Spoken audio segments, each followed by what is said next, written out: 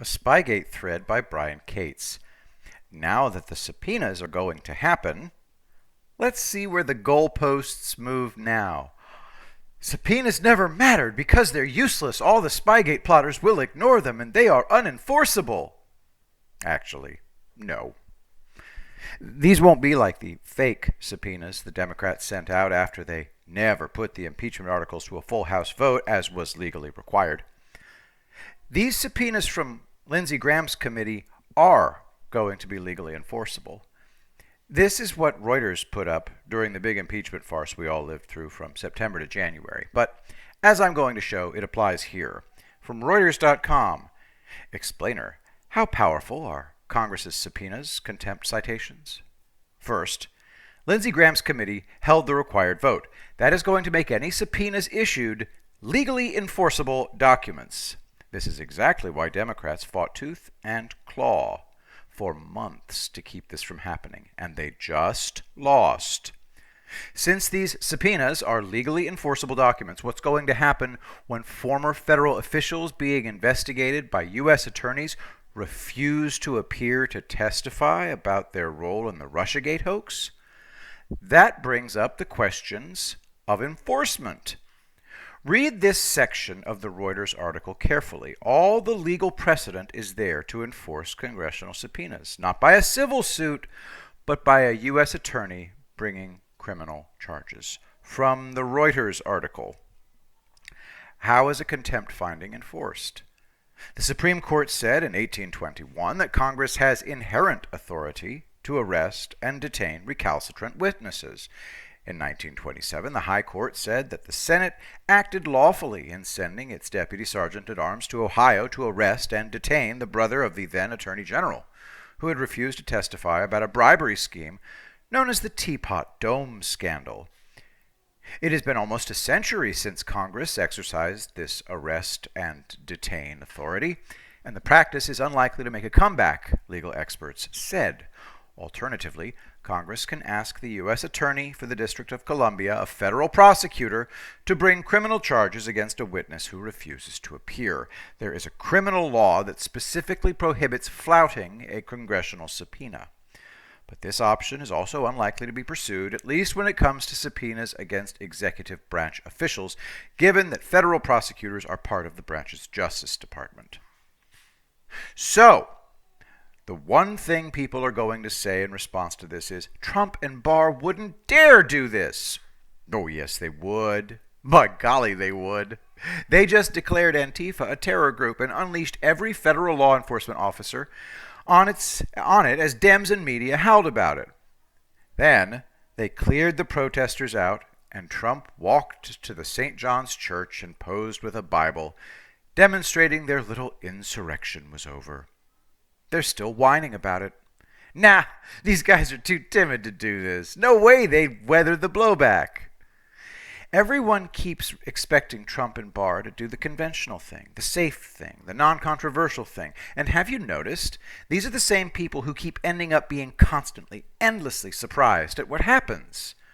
Remember, Barr sent U.S. Attorney Jeff Jensen into that D.C. U.S. Attorney's Office to find those Flynn exculpatory documents that blew the lid off the entire massive crime of federal officials framing him as part of a much larger criminal conspiracy to overthrow a presidency.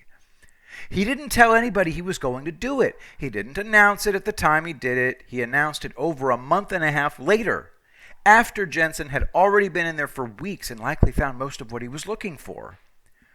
When he was sandbagged twice by the Mueller special counsel in conjunction with Jesse K. Lew as the then D.C. U.S. Attorney, Barr revenge was savage and caught everyone by surprise. First, they gave him a final report that didn't have grand jury material redacted. Surprisingly enough, the Democrats in Congress at that time were demanding to be able to see this grand jury material. And the Mueller team did this to Barr after he'd already reminded them several times the report must have this material redacted before public release. So, while the report had to be held back to be redacted, as the law required, Democrats held Barr in contempt of Congress for not showing them the grand jury material. Barr then released a summary letter in which he summarized the findings of the Mueller team's final report. The Mueller team then wrote a letter to the media claiming that Barr was lying his ass off about what their final report actually said. Barr was proven right when the final report was released, and his summary letter was found to be accurate. Then, the Mueller team sandbagged Barr again during the Roger Stone trial, but this time, Barr was ready.